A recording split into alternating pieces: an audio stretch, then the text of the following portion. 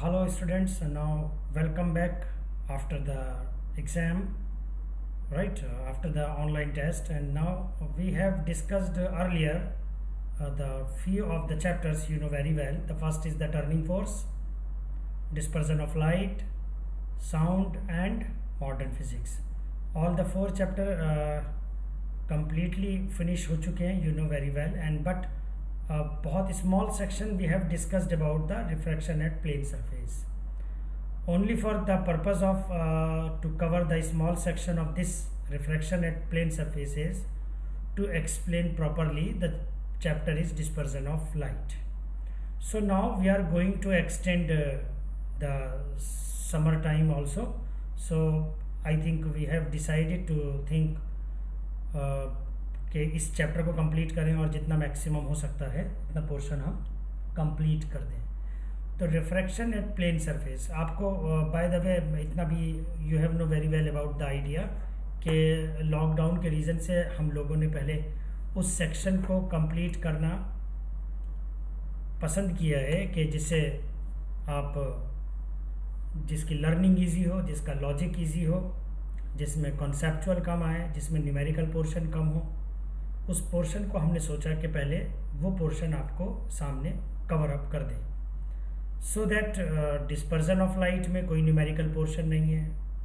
Modern physics में सिर्फ एक छोटी सी बात, रेडियो एक्टिविटी में एटॉमिक नंबर और मास नंबर के अलावा और कोई बात न्यूमेरिकल से रिलेटेड हमारे पास नहीं थी. The third one is sound, उसमें कोई न्यूमेरिकल सेक्शन ऐसा नहीं था.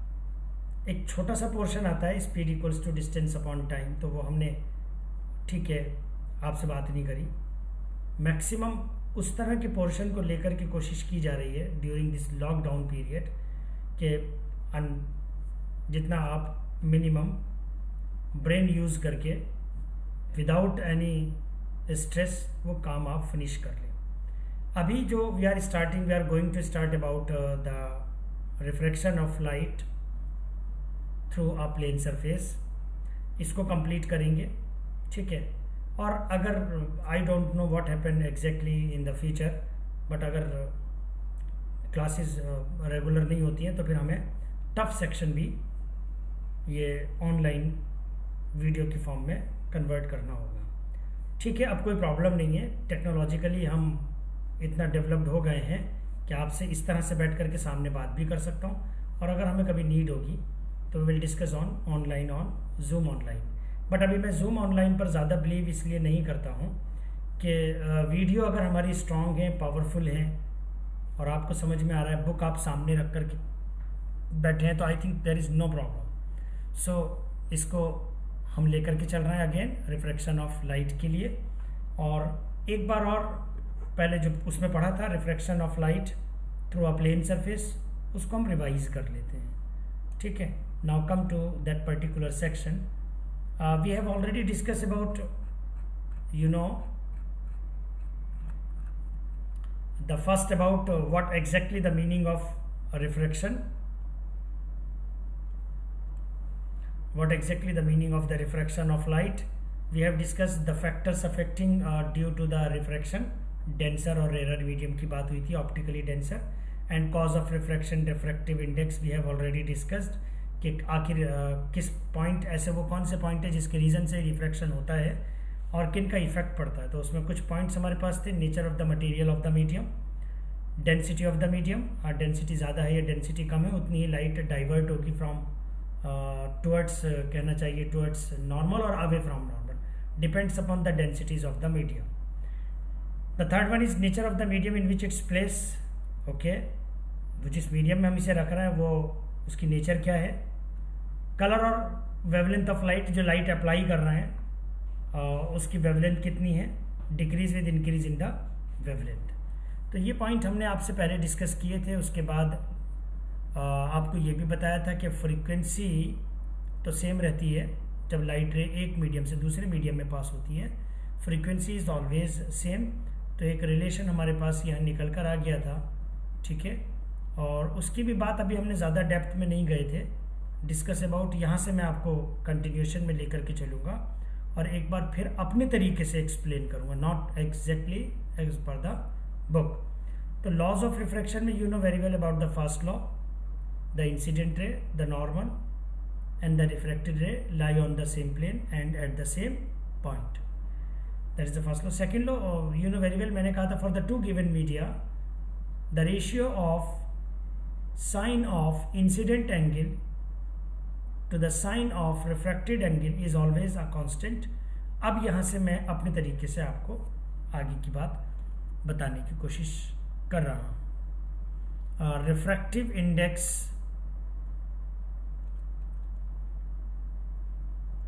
हमारे पास है sine I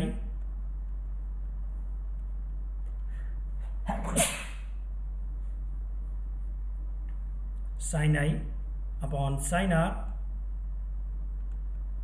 that is always equals to, हमने बोला था constant, sine I upon sine R that is always equals to constant. It is a second law और इसको हमने बोला था आपको ए म्यू जी sin I upon sin R means refractive index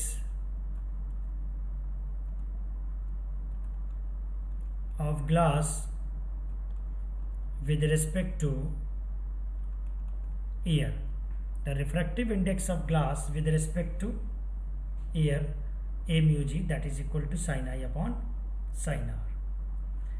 इसके बाद जो पॉइंट हमें डिस्कस करना है आपसे, उसको उसके डेप्थ में चलते हैं और इसको बोलते हैं law of reversibility.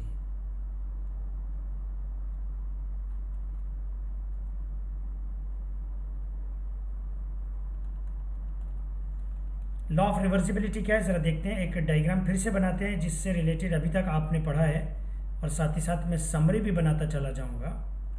Suppose this one is the denser medium, this one is a rare medium, and light ray passes from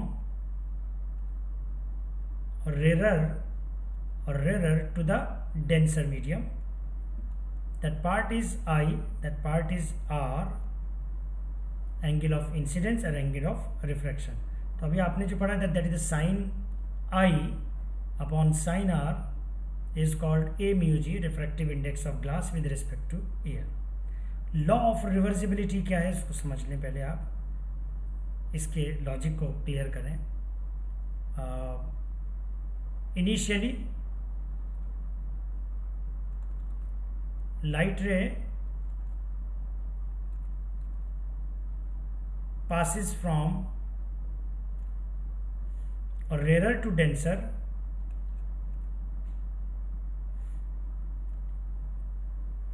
from rarer to denser, then refractive index be A mu g. So A mu g is equals to sin I upon sin R. Equation number 1. हम आपसे बात कर रहे हैं कि light रे इधर से इधर पास हो रही है, सो ये हमारे पास आ जाता है sin I upon sin R. और लॉ ऑफ रिवर्सिबिलिटी का मीनिंग हो जाता है अगर मैं लाइट रे को डेंसर टू रेयर पास करता हूं, like this, from rare to, suppose light passes from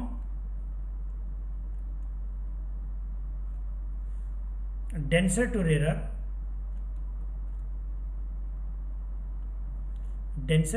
listen carefully, तब रिफ्रैक्टिव इंडेक्स, अब इधर से आप रीड करेंगे डियर, लिसन केयरफुली, इधर से आप रीड करेंगे तो एंगल ऑफ इंसिडेंस क्या होगा, एंगल ऑफ इंसिडेंस होगा दिस साइड और ये बन जाएगा एंगल ऑफ रिफ्रैक्शन. लॉ के रिस्पेक्ट में क्या है, इस बार लाइट रे जा रही है इस तरह से, मानिए डेंसर टू रेयर, तो मैंने लिखूंगा refractive index of air with respect to refractive index, जैसे बोला था ग्लास, इस बार बोलेंगे refractive index of air with respect to glass. तो फॉर्मूला चेंज हो जाएगा, चेंज नहीं हुआ है. एंगल ऑफ इंसिडेंस जो है वो ये है हमारे पास और एंगल ऑफ रिफ्रैक्शन ये हो गया. जब रिवर्स में जाएगा तो आई की जगह तो आर लिखा और ये आ गया साइन आई. इक्वेशन नंबर 2, इन्हें मल्टीप्लाई कर दीजिए, multiply equation and by equation 2. Equation 1 multiplied by equation 2, so a mu g multiplied by g mu a is sin I upon sin R into sin, reverse कर दें, sin R upon sin I, that part is cancelled, this one is cancelled, so you can say a mu g into g mu a is 1, or you can say a mu g is always equals to 1 upon g mu a, g mu a.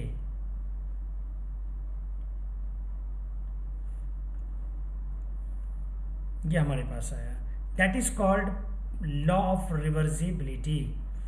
ज़्यादा कुछ नहीं है, इतनी बात समझनी है कि अगर मैंने आपको रिफ्रैक्टिव इंडेक्स ऑफ ग्लास दे दिया with respect to air is 4/3 और आपसे कहूँ कि आप रिफ्रैक्टिव इंडेक्स ऑफ एयर बताएं विद रिस्पेक्ट टू ग्लास, तो you can write down directly 3/4 as per this law of reversibility. तो ये अभी तक जो टॉपिक इतना हमने कवर किया है, ये सिर्फ और सिर्फ इस बात के लिए था अभी आज कि आपने लॉ ऑफ रिफ्रैक्शन स्टडी किया है और लॉ ऑफ रिवर्सिबिलिटी स्टडी किया है। इतना पोर्शन हम लोगों ने अभी आपसे बात की है। इसके आगे की बात मैं आपको लेकर के चलता हूँ। एक छोटी सी बात है, मैं बुक के रिस्पेक्ट में नहीं ले रहा हूँ क्योंकि बुक में टॉपिक आगे पीछे होते हैं और हमारा जो फ्लो होता है वो एक अलग फ्लो होता है पढ़ाने का। इसमें मैं आपसे बात बता रहा हूँ refraction through glass prism, refraction through glass slab बोलिए पहले, प्रिज्म बाद में आएगा, ग्लास स्लैब। वैसे तो मैं आपको बताऊं बेसिकली अभी तक भी हम लोग जो बना रहे थे डायग्राम वो ग्लास स्लैब का ही बना रहे थे, लेकिन हम उसको डेंसर मीडियम और रेयर मीडियम करके वर्ड यूज़ कर रहे थे। अब ये चाहता है, एग्जामिनर चाहता है या बुक के राइटर साहब चाहते हैं या ये सिलेबस चाहता है कि आप एक ग्लास स्लैब की शेप दें, उनको ग्लास स्लैब के रिस्पेक्ट में बताएं। बात तो अभी भी बेटा वही है, light ray passes from air to glass. मैं तो पहले से ही a mu g already use करता आ रहा हूँ, लेकिन एक अलग टॉपिक दे देता है स्टूडेंट के, तो सोचते हैं कि सर ये तो आपने अभी पढ़ाया नहीं हमें। तो इस रिस्पेक्ट में मैं बात कर रहा हूँ कि पढ़ा चुके हैं, बस उसको एक बार समराइज करके उसको ब्रीफली एक्सप्लेन कर देता हूँ। दैट लाइट रे, इंसिडेंट रे, नॉर्मल, ये लैब में मैं आपसे प्रैक्टिकल भी कराऊंगा। लाइक दिस, ये हो गया लाइट रे move towards, bend towards normal, ये आपके पास आ गया angle of incidence, angle of refraction. अब बेटा लाइट रे बाहर भी तो जाएगी, ऐसा तो नहीं ग्लास में रुक जाएगी। So again draw the normal. Now in this case light रे passes from glass to air, means away from normal। अब दूर हट जाएगी यहाँ पर, इसे इसके लिए हम ये एंगल, जैसे आपके पास ये आई है या आर है, इसे हम बोल देते हैं आई डैश बेसिकली, और नॉर्मल टू ये हमारे पास, इसको हम लोग बोल देते हैं E, angle of emergent. E means हो जाता है एंगल ऑफ एमरजेंट, एमरजेंस बोल दे, एंगल एमरजेंट एंगल वैसे बोल देते हैं, एंगल ऑफ एमरजेंस बोल सकते हैं ई।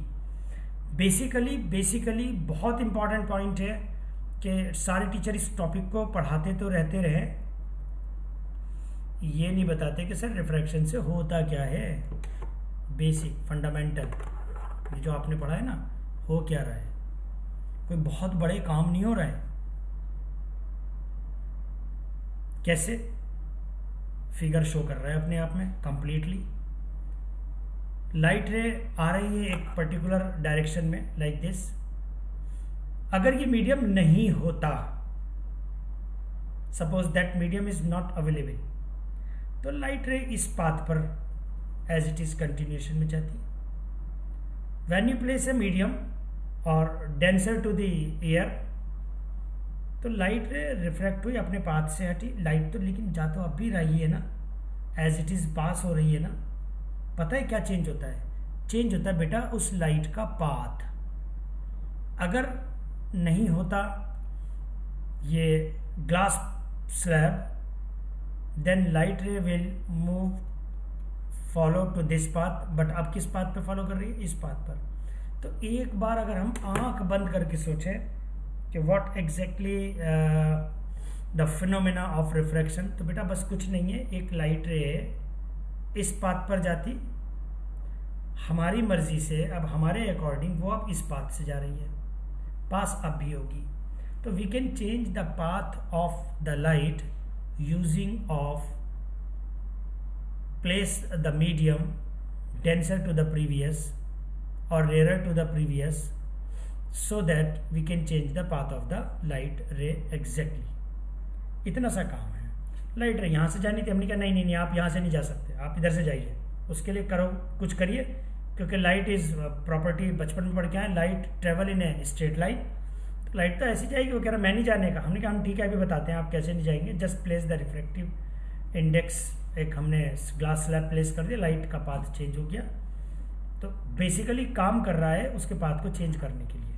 और ये जो बेटा पाथ में डिफरेंस आया है ना, दैट डिफरेंस, ये जो डिफरेंस आया है इसका भी एक नाम है, that is called lateral displacement. That is called a lateral displacement when the light ray passes from one medium to the another medium. हमने पहले ही बोला था अपने पाथ से क्या होती है, डाइवर्ट हो जाती है। यही इसका बेसिक और यही इसका फंडामेंटल लॉजिक है। इसकी हेल्प से हम फिर बहुत काम कर सकते हैं इन फ्यूचर। हम नेक्स्ट वीडियो में इसी चैप्टर को कंटिन्यूशन करेंगे, जो नेक्स्ट वीडियो की थोड़ी बड़ी होगी और उसमें हम अपोजिट वाली बात ज़्यादा करेंगे। When light ray passes from denser to the rarer, तब होगा। तो अवे फ्रॉम नॉर्मल की कंडीशन में क्या क्या हो सकता है इसकी बात आपसे करेंगे। Thank you very much.